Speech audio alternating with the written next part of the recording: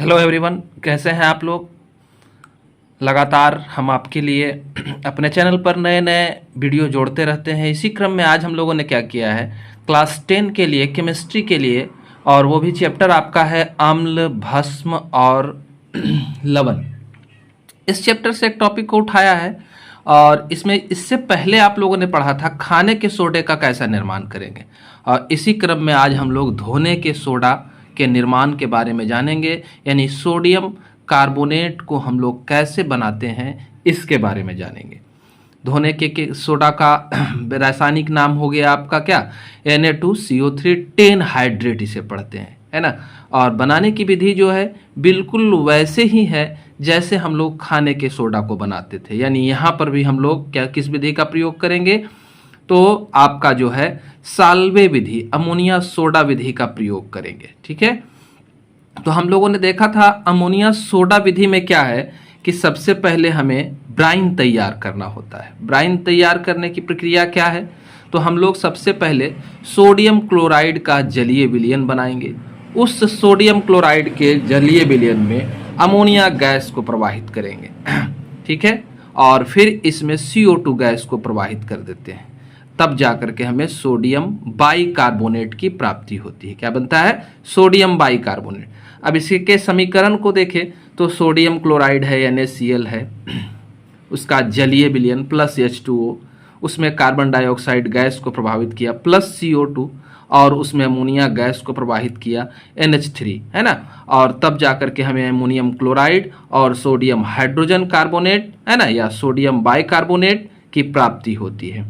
तो ये तो हो गया आपका उधर खाने वाला सोडा वाला में से, है ना। अब इसी को हम क्या करते हैं, आगे की प्रक्रिया में सोडियम बाइकार्बोनेट को गर्म करते हैं। देखिए सोडियम हाइड्रोजन कार्बोनेट या सोडियम बाइकार्बोनेट को गर्म किया गया।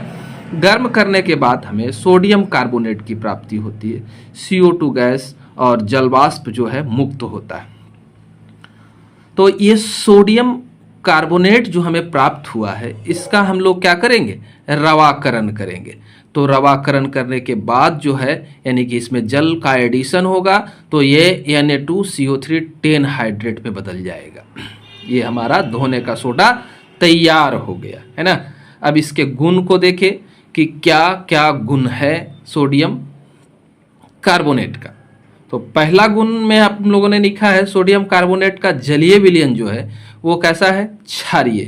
क्यों, सोडियम कार्बोनेट में आप अगर जल को मिलाते हैं, है ना, तो ये क्या बनाएगा, क्षार का निर्माण कराएगा। ठीक है, तो अगला है अगर हम लोग क्षार को अम्ल के साथ अभिक्रिया कराते हैं तो क्या होता है, क्षार को अम्ल के साथ अभिक्रिया कराएंगे तो यह क्या हो जाता है, उदासीन हो जाता है ना। यानी अम्ल और क्षार न्यूट्रल हो जाते हैं और साथ में हमें CO2 गैस की प्राप्ति होती है। उदाहरण स्वरूप देखें, सोडियम कार्बोनेट को हम लोगों ने हाइड्रोजन क्लोराइड या हाइड्रोक्लोरिक अम्ल के साथ अभिक्रिया कराया तो क्या हुआ, सोडियम क्लोराइड साल्ट बना और क्या बना, जल बना, और CO2 गैस क्या हुआ, मुक्त हुआ। अब हम क्या करते हैं कि सोडियम कार्बोनेट टेन हाइड्रेट जो हमारा है धोने का सोडा, अगर इसे हम क्या करते हैं, तेजी से गर्म कर देते हैं, है ना, तो हमें क्या प्राप्त होगा, अनाद्र Na2CO3 प्राप्त होगा, है ना। अब देखें इसी क्रम में आगे चलते हैं। तो आगे क्या है, अभी तक अगर आपने हमारे चैनल को सब्सक्राइब नहीं किया है तो सब्सक्राइब जरूर करेंगे। तो आगे क्या है, अनाद्र Na2CO3 टेन हाइड्रेट को हम लोगों ने क्या किया था, गर्म किया था, अनाद्र किया था, है ना। क्या किया था, तीव्रता से गर्म किया था। तो हमें क्या मिल गया, सोडियम कार्बोनेट और टेन वाटर जो है निकल गया। ये जो हमें प्राप्त हुआ इसे क्या कहते हैं, सोडा ऐश कहा जाता है। ये क्या कहलाता है, सोडा ऐश कहलाता है। किसको सोडा ऐश कहेंगे, है ना। तो आपका ये जो प्राप्त हुआ है Na2CO3 वही क्या कहलाएगा, सोडा ऐश कहलाता है। ठीक है, अब आगे देखें, इसी में एक चीज और जुड़ गया है हमारा, ये है उत्फूलन, है ना। उत्फूलन क्या है, इफ्लोरेसेंस इसे कहते हैं। इसमें क्या करना है कि सोडियम कार्बोनेट टेन हाइड्रेट जो हमारा था, है ना, यानी कि हमारा जो धोने का सोडा था उसको हवा में अगर खुला छोड़ देते हैं तो खुला छोड़ने के बाद क्या होता है, सोडियम कार्बोनेट मोनोहाइड्रेट का चूर्ण हमें प्राप्त होता है। ये क्या हुआ, तो सोडियम कार्बोनेट टेन हाइड्रेट था उसे हवा में खुला छोड़ दिया, हल्का हल्का ताप को वो गेन किया ताप को गेन करने की वजह से उसमें मात्र एक अणु जल रह गया, बाकी जो है जल निष्कासित हो गया, इसलिए सोडियम कार्बोनेट मोनोहाइड्रेट हमें प्राप्त हुआ।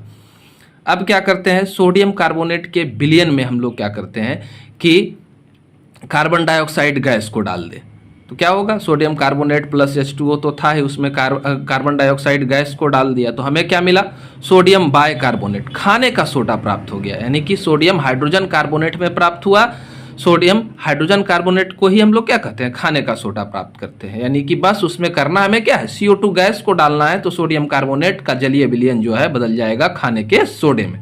हम लोग तो पढ़ रहे हैं धोने का सोडा, तो धोने के सोडा का उपयोग क्या क्या है भाई। सबसे पहला तो धोने का सोडा है, तो कपड़ा धोने में इसका प्रयोग करेंगे।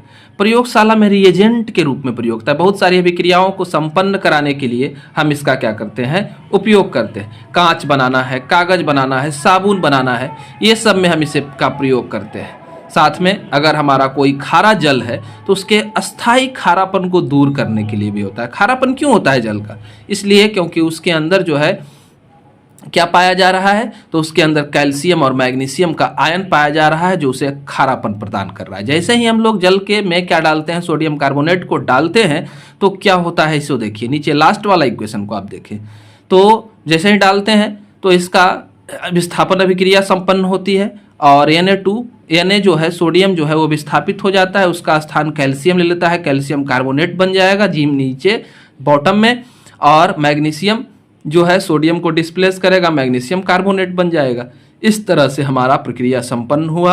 हमारे चैनल को सब्सक्राइब करें, हमारे नए नए वीडियो को लगातार प्राप्त करते रहें। कमेंट बॉक्स में कमेंट जरूर करें वीडियो कैसा लगा, और साथ में आपको क्या नया चाहिए वो भी हमें बताएंगे। धन्यवाद।